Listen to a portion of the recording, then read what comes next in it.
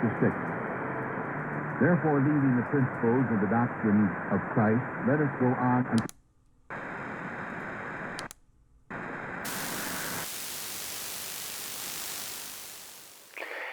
Don't touch that dial now, we're just getting started.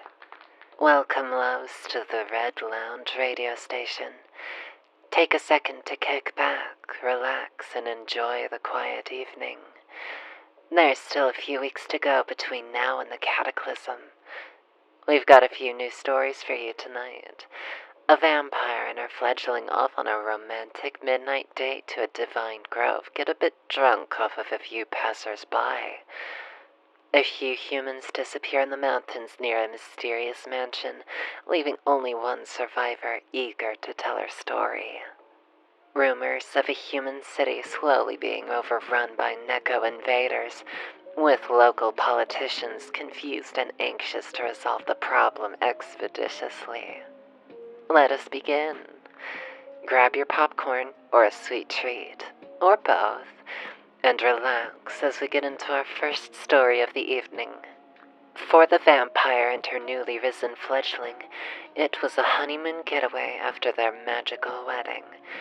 For the two drunk hikers, they had wandered far too close to a goddess's grove of flowers.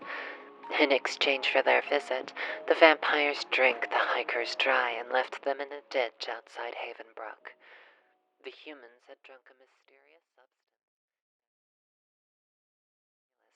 fed by unwitting humans, who in turn have no idea that they've let a very dangerous creature run rampant in their homes. A large spike of magical energy readings suggests that not only are the Nekos invading the homes of humans, but they are also transforming the humans themselves into Nekos. Quite the scoop, wouldn't you agree, dear listeners? Personally, I don't think I would have minded such a thing were I a human. I would gladly trade my humanity for some cat magic, but for a being such as myself, such a change would be a severe downgrade. I'd have to give up too much power to be a Neko. Now then, on to a very, very special treat that we have for you tonight. A special, once-in-a-lifetime story.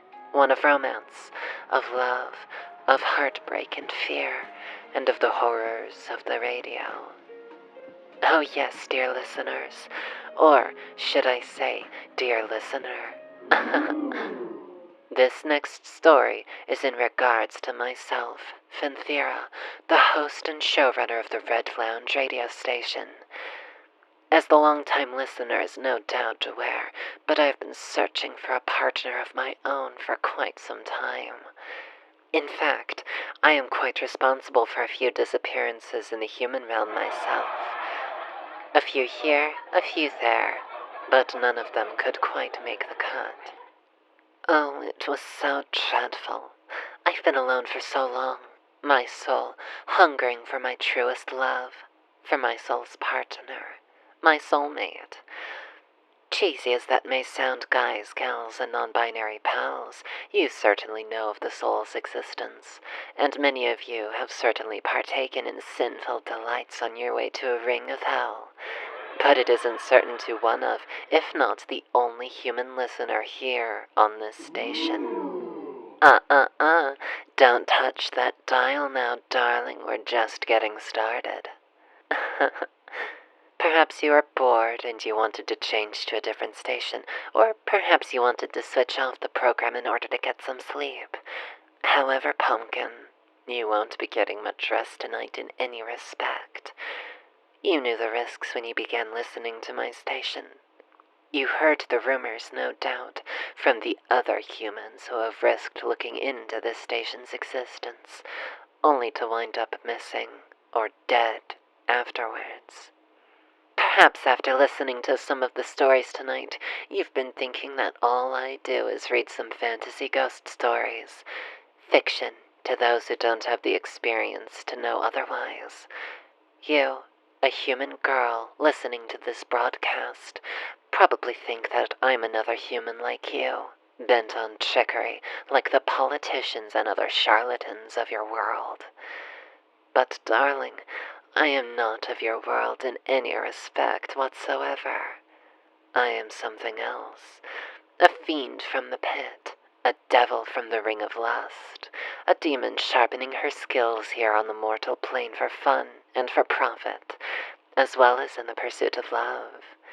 Love is a very precious commodity, wouldn't you agree? Of course you do. Love is perhaps one of the most important part of our lives, whether we are mortal or immortal in nature. Who am I to deny it, even as a creature of lust? And who are you to deny it, dear listener? No, no, no. Don't go and attempt to ruin all our good fun. Switching off your antique radio isn't in the cards at this point, sugar. So why don't you put a pin in that and sit back down? Good girl. You're going to do what you wanted to do when you first heard about my show. You're going to sit and you're going to listen.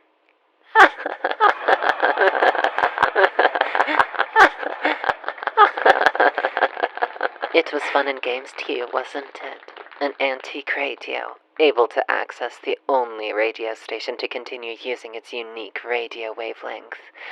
In short, an antique altar for an antique signal. Oh, how quaint. And I must say, darling, you have impeccable taste. Not just the altar, but your room.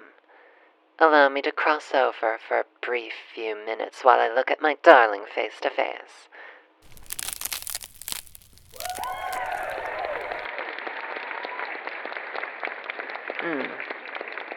Well, well, well. Now that I'm finally here in person, I can see what my view from the Red Lounge was lacking. My beloved soulmate, sitting like the good little girl she is. Now, for the evaluation, to see if you truly are my soulmate, or just a clever imitation. 1,000 people have all failed the test before you. You will be quite lucky indeed should you be indeed the one I am searching for. This room. Classy. Oh yes, I enjoy the decor you've picked for it. I find it rather cute. Just like you. The altar, the place where you have placed the antique radio. Center stage, next to your bed. Oh, how delightful. Now then, for the personal examination. Look at this. Look at this. My dear, what delightful bedclothes you've chosen to wear. You are getting ready for bed whilst listening to my broadcast. So sweet of you, darling. It's like I'm looking at a wrapped piece of candy. How I wish to unwrap you and enjoy you like the treat you are. And your soul is... Hold still, my dear. Struggling will only make the examination worse. It would be better if you just went limp for a while. Good girl. For sure, this soul. Some good, some bad, as you would expect from any typical mortal. But you are not a typical mortal, are you? There it is. There it is. That mark is what I've been searching for. Oh no, not a branding on your skin, but a mark upon your very soul. The mark, like a ticket that tells the soul where it's going. It seems that you are well on your way to my domain. All on your own, too. It truly is you, beloved. My soulmate.